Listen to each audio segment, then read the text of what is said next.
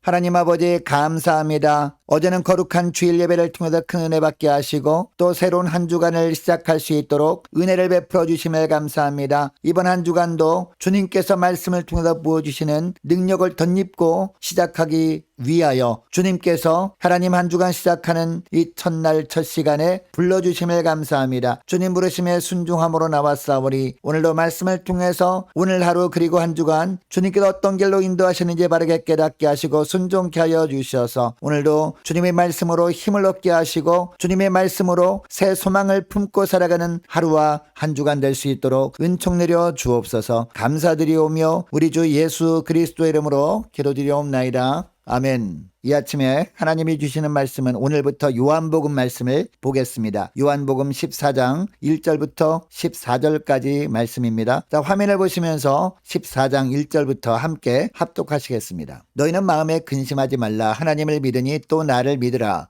내 아버지 집에 거할 곳이 많도다. 그렇지 않으면 너희에게 일렀으리라. 내가 너희를 위하여 거처를 예비하러 가노니 가서 너희를 위하여 거처를 예비하면 내가 다시 와서 너희를 내게로 영접하여 나 있는 곳에 너희도 있게 하리라. 내가 어디로 가는지 그 길을 너희가 아느니라. 도마가 이르되 주여 주께서 어디로 가시는지 우리가 알지 못하거늘 그 길을 어찌 알겠사옵나이까. 예수께서 이르시되 내가 곧 길이요 진리요 생명이니 나로 말미암지 않고는 아버지께로 올 자가 없느니라. 너희가 나를 알았더라면 내 아버지도 알았으리로다. 이제부터는 너희가 그를 알았고 또 보았느니라. 빌립이 이르되 주여 아버지를 우리에게 보여 주옵소서. 그리하면 족하겠나이다. 예수께서 이르시되 빌립아 내가 이렇게 오래 너희와 함께 있으되 내가 나를 알지 못하느냐. 나를 본 자는 아버지를 보았거늘 어찌하여 아버지를 보이라 하느냐. 내가 아버지 안에 거하고 아버지는 내 안에 계신 것을 내가 믿지 아니하느냐? 내가 너희에게 이르는 말은 스스로 하는 것이 아니라 아버지께서 내 안에 계셔서 그의 일을 하시는 것이라. 내가 아버지 안에 거하고 아버지께서 내 안에 계심을 믿으라. 그렇지 못하겠거든 행하는 그 일로 말미암아 나를 믿으라. 내가 진실로 진실로 너희에게 이르노니 나를 믿는 자는 내가 하는 일을 그도 할 것이요 또한 그보다 큰 일도 하리니 이는 내가 아버지께로 감이라. 너희가 내 이름으로 무엇을 구하든지 내가 행하리니 이는 아버지로 하여금 아들로 말미암아 영광을 받으시게 하려 함이라. 내 이름으로 무엇이든지 내게 구하면 내가 행하리라. 아멘.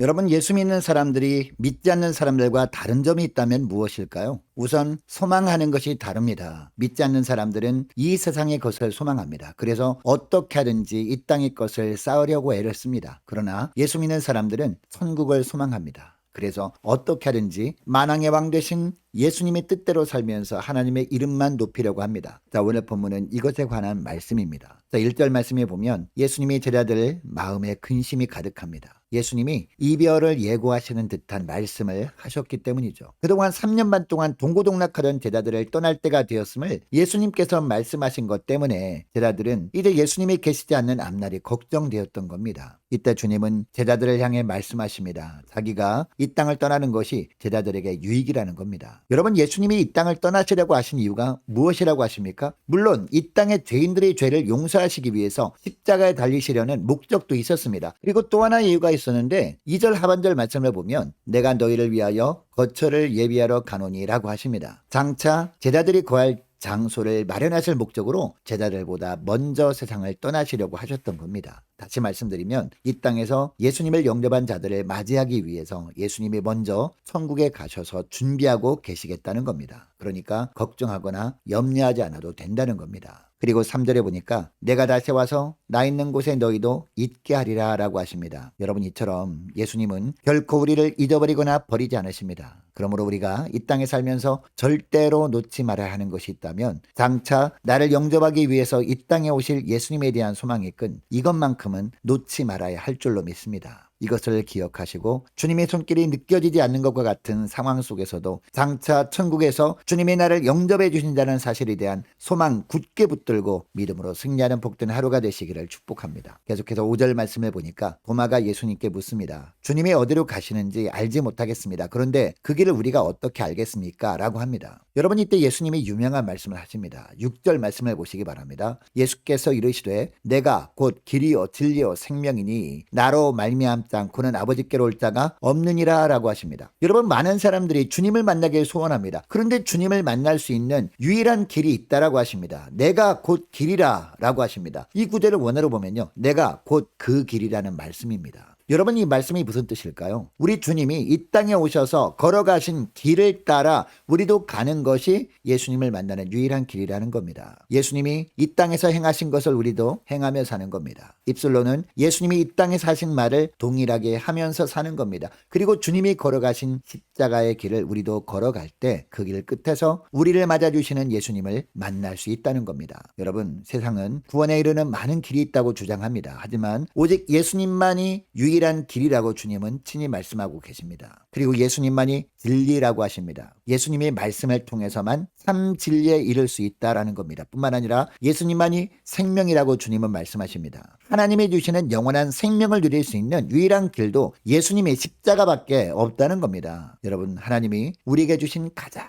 큰 선물이 뭡니까? 바로 영생이라는 선물입니다. 그런데 여러분, 물론 이 영생의 선물은 우리가 이 세상을 떠난 후에 받는 선물입니다. 우리가 이 땅을 떠날 때 성령 하나님의 권능의 손에 붙들려서 하나님 나라로 이끌려가는 것, 이것이 가장 큰 선물이라는 겁니다. 그런데 이 영생의 삶은 또한 이 땅에서도 누리는 것인데 우리가 이 땅에서 영생의 삶을 어떻게 하면 누릴 수 있을까요? 예수님의 말씀을 열심히 읽고 배우는 겁니다. 그리고 그 진리의 말씀대로 따름으로 말미암아 진리를 알아가는 것, 이것이 우리가 이 땅에서 영생의 삶을 누리며 사는 비결입니다. 여러분, 그래서 우리가 열심히 말씀을 듣고 열심히 말씀을 공부하는 겁니다. 여러분, 이것을 기억하시고 날마다 주님이 이 땅에서 걸어가신 길을 따라 믿음의 길을 걸어가심으로 말미암아 그 길 끝에서 예수님 만나는 여러분의 삶이 되시기를 축복합니다. 늘 예수님의 말씀을 통해 진리를 깨닫고 삶 가운데 하나님이 함께 하시는 영생의 삶을 살아가시는 복된 하루가 되시기를 주의 이름으로 축복합니다. 계속해서 12절부터 보니까 예수님 예수님이 기도에 대해서 말씀하시는데 어떤 기도가 응답받는 기도인지에 대한 말씀을 하십니다. 여러분, 주님은